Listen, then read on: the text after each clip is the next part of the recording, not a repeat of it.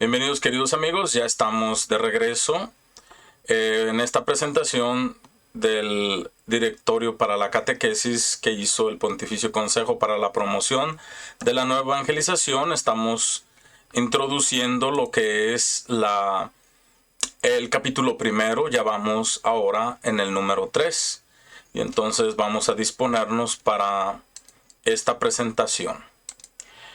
El número 3 habla sobre la transmisión de la revelación en la fe de la iglesia, y los números que abarca es del número 22 al 27. En el número 22, la revelación es para toda la humanidad. Esto es un principio básico. La revelación es para toda la humanidad. Dios quiere que todos los hombres se salven y lleguen al conocimiento de la verdad. Esa iniciativa de Dios la tenemos en primera carta de Timoteo, capítulo 2, versículo 4. Y la iglesia es inseparable de la misión del Hijo, o sea, la segunda persona de la Trinidad. Esto es en Agentis, número 3, y de la misión del Espíritu Santo. La iglesia está unida a la misión del Hijo y a la misión del Espíritu Santo. Agentis Divinitus, número 4. Porque constituyen un solo plan de salvación. No es que el Espíritu vaya por un lado y el Hijo por otro, se complementan. La foto que tenemos en esta slide, en esta pantalla, es una familia que fue al Vaticano, está por la vía de la conciliación. Llovió ese día y fíjense cómo llevan los bebés chiquitos en brazos, los niños caminando. Es una pequeña familia. La iglesia representa eso, una familia, una madre que acoge a sus hijos. Y esta foto la tomó el padre Pedro Pablo Hernández, así como también la foto de la Basílica de San Marcos allá en Venecia. Entonces son detalles que solamente quien está ahí le logra tomar, ¿verdad? Y entonces esta misión del Hijo y del Espíritu Santo van siempre unidas. En el número 23, el Espíritu Santo es verdadero protagonista de toda misión eclesial. La palabra eclesial es otro sinónimo de iglesia, de comunidad, de comunión. Y actúa tanto en la iglesia como en aquellos que ella acoge, ya que Dios obra en el corazón de cada persona. Y la iglesia recibe con obediencia y gratitud esta acción misteriosa del Espíritu. Actúa como su instrumento vivo y dócil para guiar hacia la verdad plena. Eso lo encontramos en el Evangelio de San Juan, capítulo 16, versículo 13. Y esta obediencia enriquece a la iglesia misma en el encuentro con aquellos a los que ella entrega el Evangelio. Y puse esta fotografía de Jesús en el desierto, porque él tuvo que ser obediente al Espíritu Santo. No fue por voluntad propia al desierto para ser tentado. Fue el Espíritu Santo el que lo empujó. Entonces es el Espíritu Santo el verdadero protagonista de esta misión, de este envío, de esta creación de la iglesia. Jesús estuvo ahí. Entonces recordemos pues el Evangelio, pongamos en perspectiva cuando presentamos el rol del Hijo y el rol del Espíritu Santo, tenemos que ponerlo. ¿Quién manda? ¿Quién? ¿Quién lo envía? Porque eso es la misión. ¿Quién te manda? ¿Quién te envía?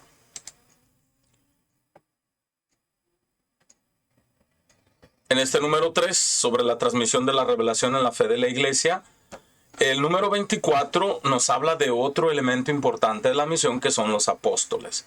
Nuestra iglesia es una fe apostólica. Ellos son fieles al mandato divino, que ya explicamos, que tiene varias etapas.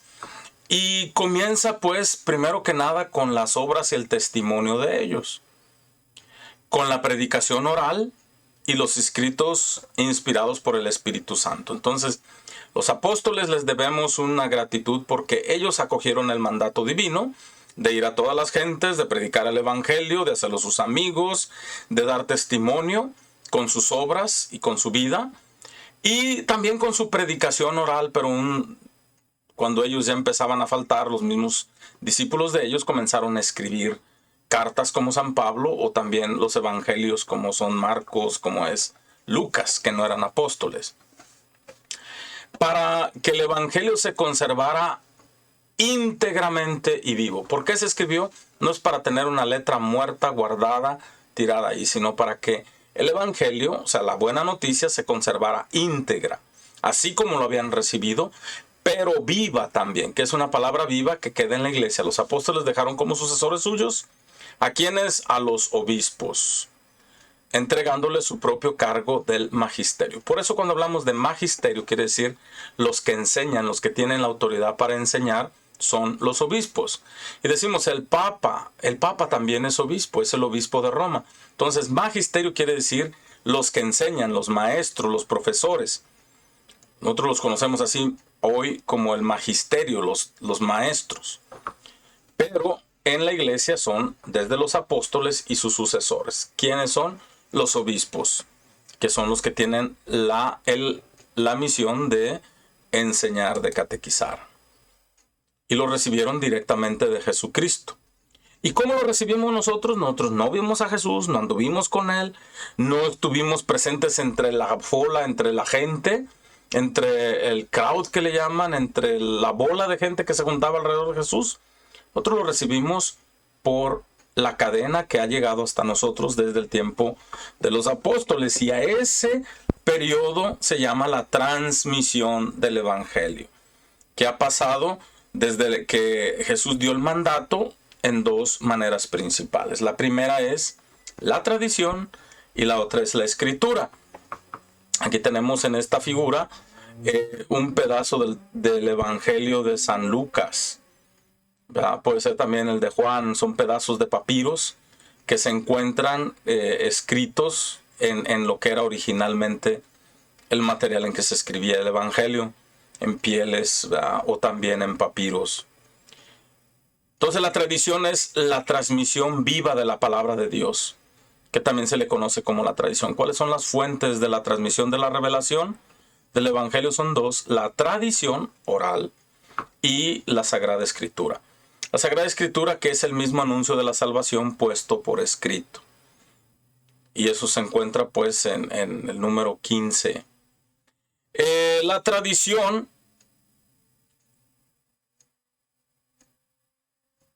no es un mero conjunto de doctrinas, dice el número 26. Es que lo que escribieron los apóstoles fue doctrinas. ¿Qué quiere decir doctrinas? Enseñanzas, estatutos.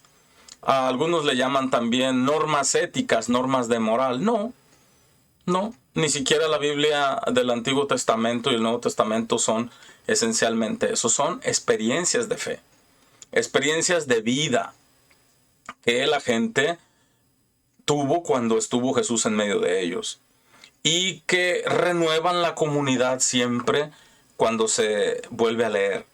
Entonces, de este modo la iglesia crece, se consolida en los años, se desarrolla con el tiempo, se profundiza con la edad.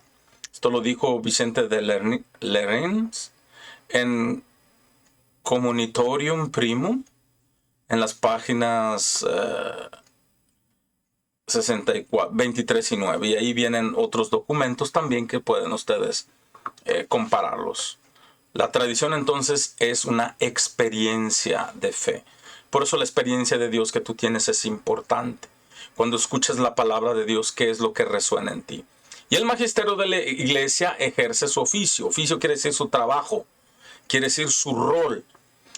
¿Cuál es el rol? ¿Cuál es el oficio? ¿Cuál es el trabajo? Es, primero que nada, interpretar auténticamente la palabra de Dios.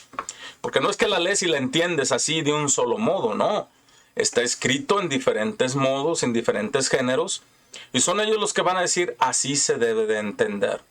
No es de que cada quien la lea y la interprete como quiera. Nosotros somos católicos. Tenemos un magisterio y tenemos que ser fieles a esa tradición. No cualquiera puede decir, yo inventé esto nuevo, a mí se me ocurre esto otro. No, tiene que estar de acuerdo a la tradición. Y ellos son los que tienen la autoridad para interpretarla. El magisterio pues cumple con su tarea también de guardar íntegramente la revelación.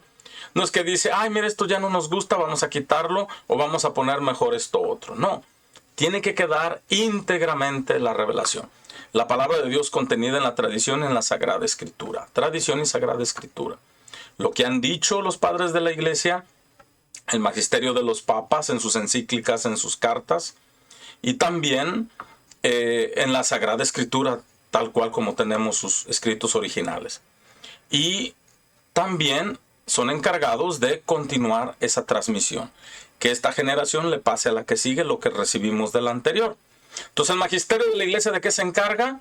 De interpretar la palabra de Dios, de guardar íntegra la revelación, que no le añadan ni le quiten, y de continuar su transmisión a otra generación.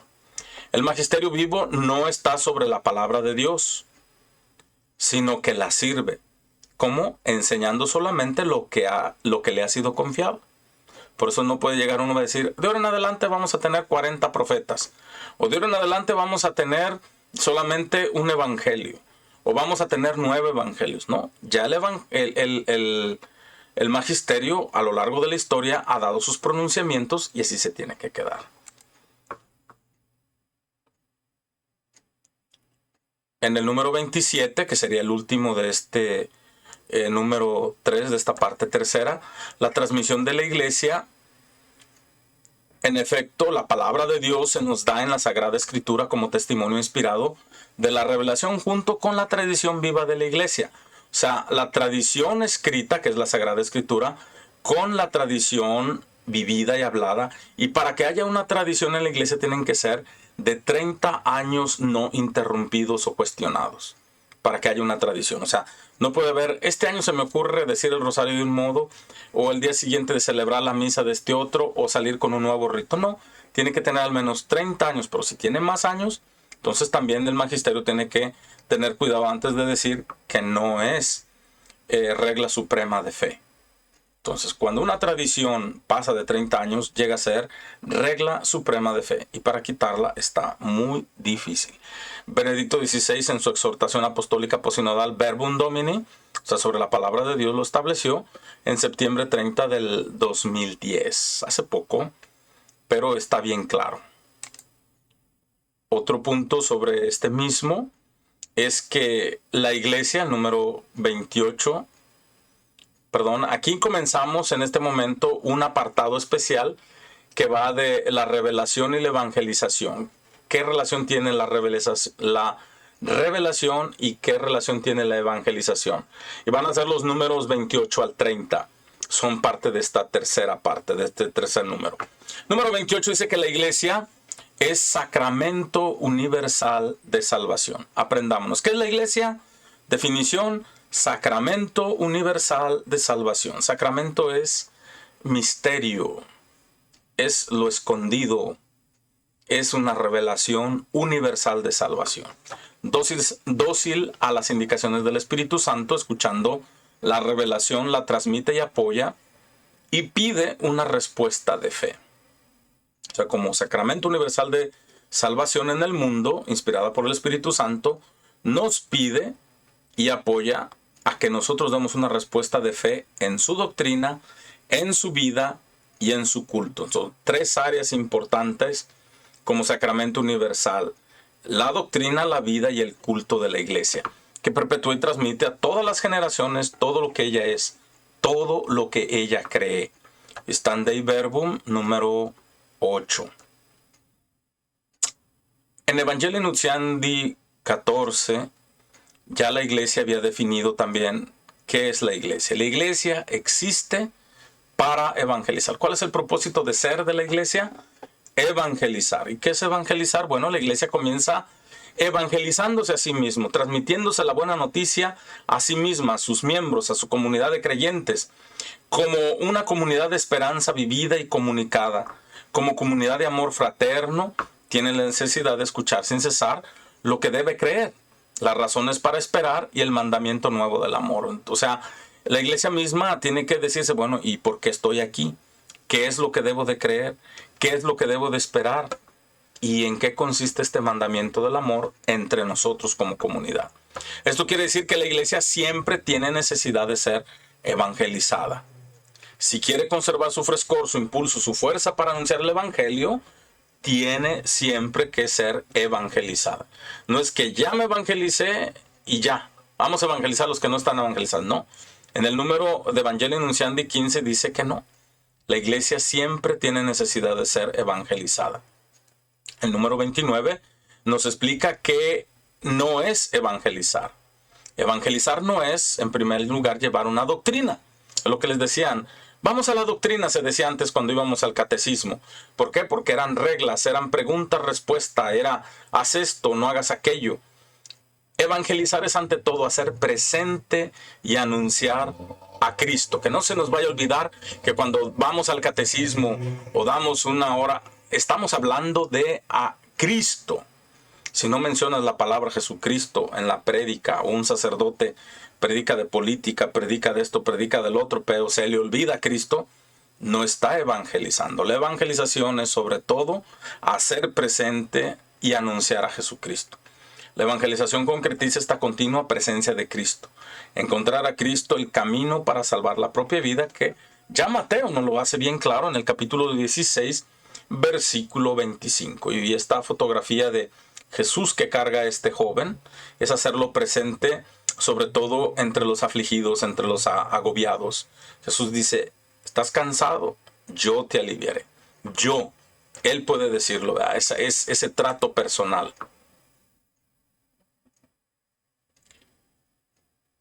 La revelación y la evangelización es otro apartado.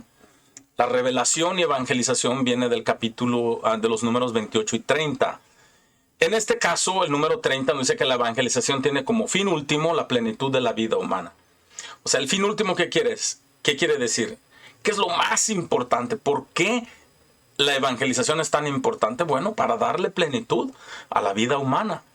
En el occidente cristiano sabemos que hay dos partes en el mundo redondito.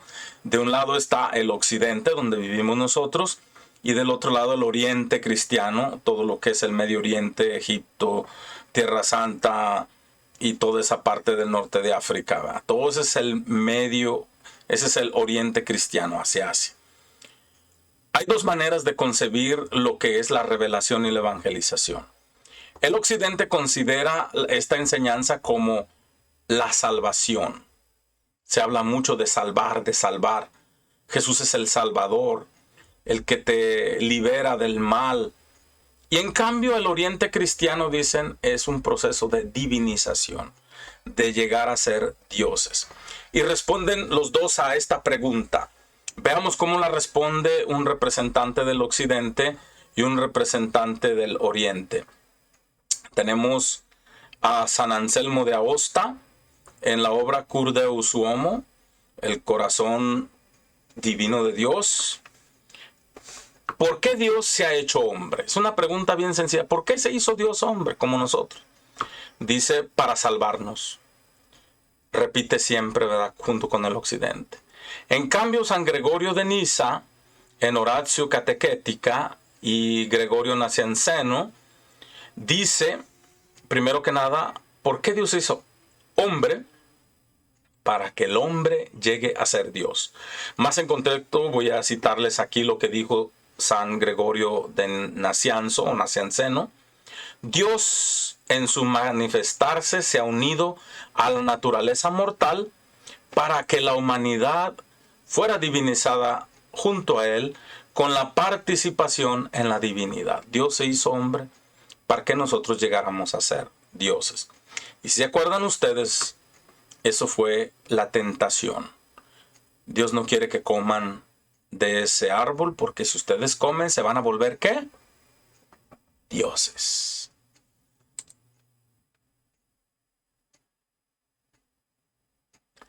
El proceso de la evangelización es otro punto, del 31 al 37. Está un poquito más grande este número. Por eso pensé que eran 4 partes, en realidad son 3.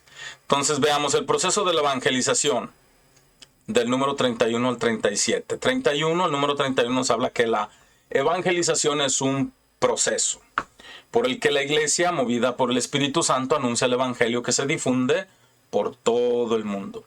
Entonces, ¿cómo es el proceso de evangelización que nos habla el decreto general para la catequesis número 48? La iglesia, primero que nada, está impulsada por la caridad, se acerca a todos para dar testimonio y proclama abiertamente el evangelio como un primer anuncio y ayuda a la fe cristiana a empezar su itinerario o su camino catecumenal. También mediante la educación permanente en la fe, hace que por medio de los sacramentos y el ejercicio de la caridad, se alimenten los fieles en comunión y despierten a la misión y se den cuenta de que ellos son discípulos de Cristo y que deben anunciar el Evangelio con obras y con palabras. Y aquí tenemos todo lo que tengo escrito, ustedes lo pueden ver en los números 31 y 37, solamente les doy qué es este proceso de evangelización: la caridad, dar testimonio, fomentar el primer anuncio, comenzar el camino catecumenal y educar permanentemente en la fe. O sea, siempre tenemos que estarnos educando. Por eso, por ejemplo, una vez que hice en mi parroquia que me mandaran una fotografía, ya que había comenzado el COVID, una fotografía de dónde habían puesto ellos la palabra de Dios, si le habían dado un lugar importante en su casa. Como ustedes pueden ver aquí, este es un bar. Aquí están las copas, aquí están los santitos, aquí están las fotos de la familia, aquí está el misal, aquí hay algunas florecitas de espigas, aquí están un gallito, y este es como una alacena, ¿verdad? Y allí está con una luz presente en el centro y abierta. Entonces, ¿qué lugar tiene la palabra de Dios en tu vida? Eso quiere decir también qué grado de evangelización tienes. El proceso de la evangelización del número 32 es muy sencillo. Simplemente nos dice que este proceso tiene varias etapas, que son sucesivas, una después de la otra. No son necesariamente 1, 2, 3, 4. Puede ser 1, 5, 3, te regresas al 1, el 3. O sea, no va en secuencia. Pero son estas las dimensiones del proceso. Y tenemos aquí a Jesús y la palabra de Dios. El número 33 ya nos habla de este proceso de evangelización como la acción misionera. Es el primer momento de la evangelización, es el salir, el hacer la acción misionera. ¿Cómo es esta acción misionera? En la Evangelii Nuntiandi número 21 y en los documentos de preparación para los catecúmenos de Rica número 12 y 111. Tenemos aquí, primero que nada, que esta acción misionera es el testimonio. Y segundo, la disposición de la fe a la conversión inicial. Primero, el testimonio. ¿Qué quiere decir esto? Implica la apertura del corazón, la capacidad de diálogo, las relaciones recíprocas, la disponibilidad para reconocer los signos del bien y la presencia de Dios en las personas que se encuentran. Yo doy testimonio no solamente para aparecer como ejemplo a los demás, no. Yo mismo recibo el ejemplo de ellos cuando entro en relación, cuando estoy dispuesto a aprender a dialogar y a reconocer esos signos de bien que están presentes allí, porque Dios ya está presente. Entonces, cuando yo doy catecismo no es para enseñarle a unos tontos que no tienen nada en la cabeza. Voy yo, con lo que yo sé, mucho o poquito, a ver qué tanto ellos conocen de Dios. Es un proceso de ida y vuelta de enriquecerse mutuamente. Entonces, este testimonio también se expresa como un diálogo respetuoso del anuncio cuando es oportuno. No hay que decirles con la Biblia y tienes que convertirte y tienes que hacer esto. No, se presenta. Y cuando la persona está lista, puede hacer preguntas y le contestas. Estableces el diálogo también con los niños o personas adultas, hasta que ellos dicen, ya sé quién es Jesús. Y esta fotografía me gusta mucho porque él está riéndose y dice, sonriendo, has dicho mi nombre. Es una de los cantos que todos cantamos en la iglesia, que es la María Magdalena que se encuentra con el resucitado, sonriendo, has dicho mi nombre. La disposición, eso fue el testimonio. Ahora, la disposición a la fe y a la conversión inicial es cuando una persona, después de haber escuchado este primer anuncio, dice, yo creo que eso tiene algo que decirme a mí. Me siento como que ese mensaje es para mí. Y despierta pues un interés por el Evangelio. Ese primer anuncio. El primer movimiento del espíritu humano en dirección a la fe, que ya es un fruto de gracia, recibe varios nombres. Este primer anuncio se puede llamar atracción a la fe, preparación evangélica, inclinación a creer, búsqueda religiosa. La iglesia denomina simpatizantes a los que muestran esta inquietud. Entonces, no son catecúmenos todavía, no están iniciando el proceso formal de hacerse católicos, de entrar a conocer más la iglesia, pertenecer a ella, pero son simpatizantes. Y en el grupo de Jesús siempre había simpatizantes, también en medio del grupo de los fariseos, de los maestros de la ley, como Nicodemo, ¿verdad? Los discípulos que eran secretos. Seguimos pues adelante con este proceso de la evangelización. En este mismo número, el tiempo de búsqueda y de maduración, después del testimonio, después de ser simpatizante, viene el tiempo de búsqueda y de maduración, que está en el Directorio General de la Catequesis 56b. Es necesario para transformar el primer interés por el Evangelio en una elección consciente. Una vez que ya conoces, que sientes que te gusta, se le hace la pregunta: ¿quieres pertenecer? ¿Quieres hacerte cristiano? ¿Quieres entrar a este proceso? Y la persona tiene que elegir. Esta es la primera forma de evangelización y de discernimiento. Discernimiento es saber si esto está bien, si esto está mal, si te conviene o no te conviene, cuáles son tus motivaciones. El discernimiento quiere decir, ¿por qué te quieres ser católico? Yo me acuerdo cuando era seminarista, me tocó acompañar a algunos que se querían hacer católicos. Y una respuesta que me sorprendió fue de uno que dijo: es que ya es tiempo, padre, de hacerme católico. Ay, ¿por qué es tiempo? Pues ya tengo trabajo, tengo dinero, tengo una casa, tengo una posición social, ya puedo ser católico. Y dije yo, pues esas no son las motivaciones, porque entre nosotros también hay gente muy pobre y gente muy necesitada. Esa no es la motivación para hacerse católico. Entonces, a través de este acompañamiento y anuncio del querigma, o sea, de lo que es el primer anuncio, es un tiempo llamado de precatecumenado. O sea, antes de pertenecer a la iglesia, el rito de iniciación católica para adultos en el número 7, capítulo 7, versículos o números 9 al 13, se nos habla de este itinerario, de esta iniciación cristiana. Es importante para la recepción del anuncio y para una respuesta y conversión inicial. De hecho, ya se lleva consigo el deseo de alejarse del pecado y de seguir los pasos de Cristo. Lo único que no saben es cómo hacerlo, por eso hay que acompañarlos. Y este proceso de rica o de rito de iniciación cristiana para adultos es algo que tenemos que tener presente, porque adulto para la iglesia es de los 7 años para arriba.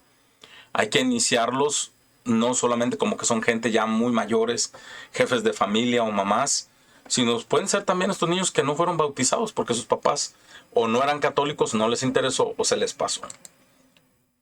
En este punto tenemos que el proceso de catecumenado ya es acompañado formalmente. El número 34 nos habla pues entonces de la acción catequística iniciática, o sea, del iniciado, del que entra dentro de esta comunidad. Se le debe de dar a conocer lo que es la profesión de fe. Mira, nosotros somos esta comunidad y creemos esto. Nos dedicamos a esto, nuestro propósito es este, nuestro fundador es este. A lo largo de la historia tenemos tanto tiempo, se le comienza a revelar los secretos de esa comunidad.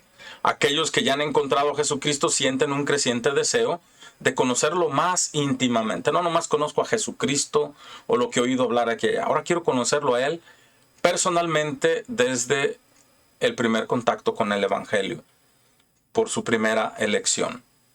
En la comunidad cristiana, la catequesis, junto con los ritos litúrgicos, y esto es bueno, celebrar estos ritos litúrgicos de acuerdo a los domingos anteriores al tiempo de Cuaresma y al tiempo de la Semana Santa, cuando ellos van a ser recibidos, iniciarlos a las obras de caridad y a la experiencia fraterna. O sea, no nomás estás entrando a conocer algo muy formal, sino que hay que hacer obras de caridad y tener la experiencia de estar en una comunidad.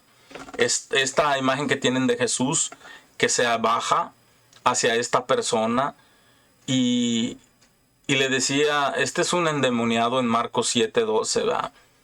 Que se le decía, tú eres el Hijo de Dios. Y Jesús, en lugar de decir, sí, soy yo, mira, fíjate nomás, se baja él y lo abraza. Esto que tiene que verse, la función de esta catequética iniciática es provocar un cambio progresivo de sentimientos y de costumbres. Mira, antes le hacías así, ahora tienes que comportarte de este modo.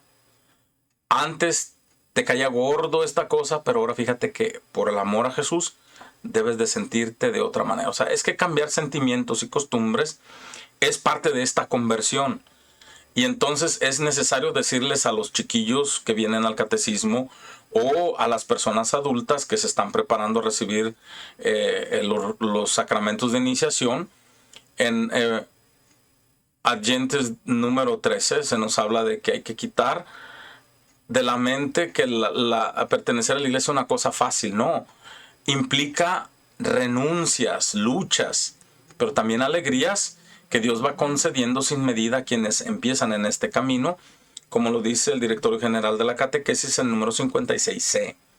En esta etapa corresponde al tiempo del catecumenado, que es denominado como purificación e iluminación en la iniciación cristiana. Son términos propios de catecúmenos, ¿verdad?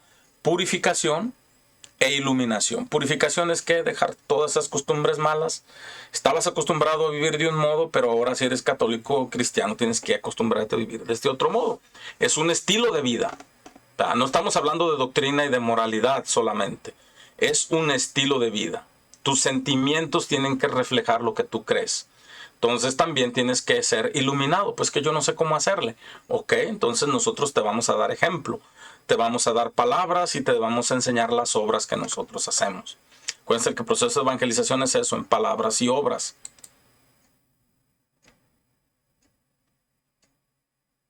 El proceso de evangelización, continúa el número 35, requiere de una acción pastoral que alimenta la fe de los bautizados. Y ahí me tienen a mí bautizando a una hija de una sudanesa, allí en el Cairo, cerca del santuario de Nuestra Señora de la Luz, copta. Son de los 2 o 3 que bauticé en África en 12 años, pero ese día me tocó. Y hay una foto que lo prueba que sí lo hice. Entonces, hay que tener un plan pastoral, acción pastoral. ¿Qué quiere decir pastorear? Quiere decir acompañar, quiere decir guiar, quiere decir enseñar, cuidar, alimentar.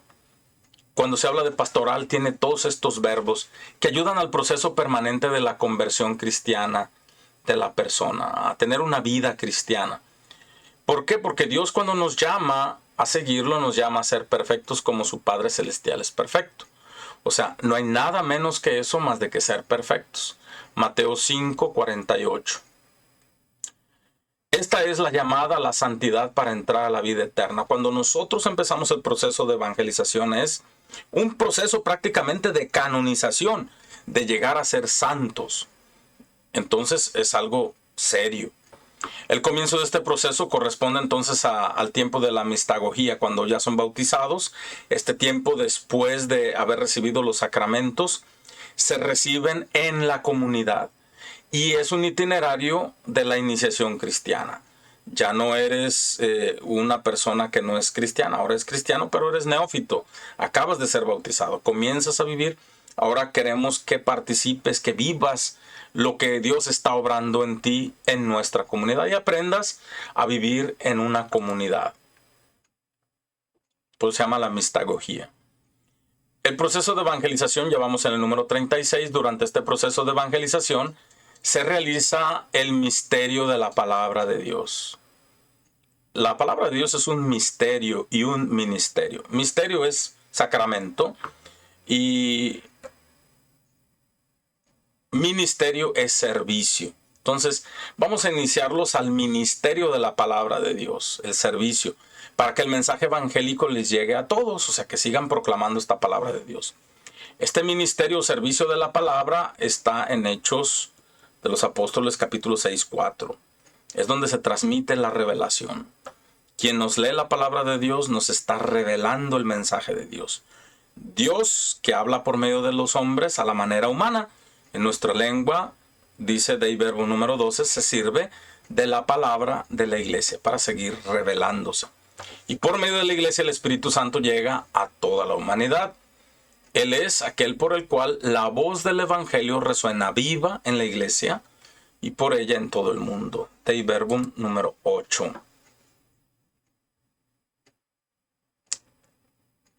Llegamos pues al número 37. Y puesto que no hay evangelización verdadera mientras no se anuncie el nombre, la doctrina, la vida, las promesas, el reino, el misterio de Jesús de Nazaret, Hijo de Dios vivo. Evangelio Nunciandi 22. Puedes hacer obras de misericordia, puedes hacer y deshacerte, aventarte al fuego y resucitar, todo lo que quieras, milagros. Pero si no estás hablando de la persona de Jesús de Nazaret, el Hijo de Dios, no estás evangelizando.